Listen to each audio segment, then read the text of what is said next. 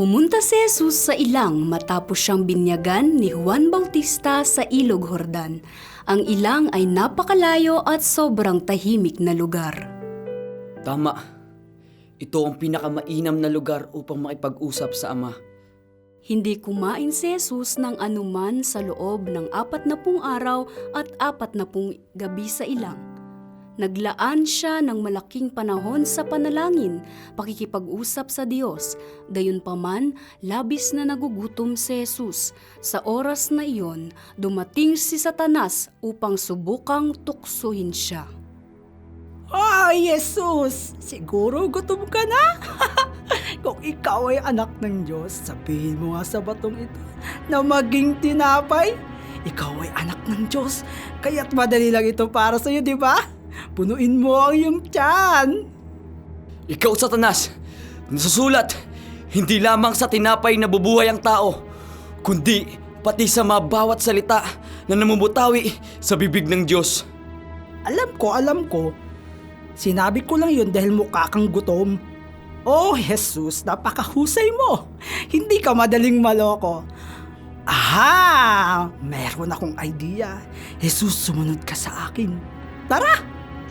Dinala ni Satanas si Jesus sa mataas na bundok. Narito ang Galilea, narito ang Nazaret, narito ang Jerusalem. Ang lupa ay makakapagpayaman sa Jerusalem. Alam mo iyon, di ba? Kung yuyuko ka at sasamba sa akin, ibibigay ko sa iyo ang lahat ng lupaing ito. Isang munting pagyuko lang. Totoo, ibibigay ko ang lahat. Kung mahirap para sa iyo, magpanggap ka na lang na hinawakan ng lupa. Tatanggapin ko iyon bilang pagyuko. Mabait ako, tignan mo! Tingnan mo ito, Satanas. Nakasulat, sumamba ka sa Panginoon mong Diyos. Siya lamang ang iyong dapat paglingkuran. Ikaw ay katawa-tawa. Oh, ikaw? O sige, okay lang yon. Marami akong lihim na sandata. Sumunod ka sa akin. Dinala ni Satanas si Jesus sa pinakamataas na bahagi ng templo. Kung ikaw ang anak ng Diyos, tumalon ka mula rito. Tumalon ka, gaya na nakasulat. Ang Panginoon ay magpapadala ng kanyang mga anghel upang alagaan siya. Itataas ka nila sa kanilang mga kamay, kaya't hindi ka matutumba sa bato. Tutulungan ka ng mga anghel. Oo, tama. Magpatihulog ka. Tumalon ka. Kahit na tumalon ka, hindi ka masasaktan. Mapapanood ka ng mga tao at iisipin nila na ikaw ay si Superman.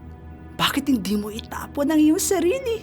Hindi na ako makapag-antay na makita iyon. Satanas, nakasulat, huwag mong subukin ang Panginoon mong Diyos. Katawa-tawa ka. Ano? Katawa-tawa? Paano mo nalaman ang palayaw ko?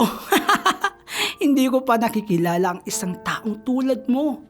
Ako ay matagumpay sa 3 tukso, Jesus. Ikaw ang nanalo ngayon, ngunit babalik ako at tuksoin ka ulit. Paalam!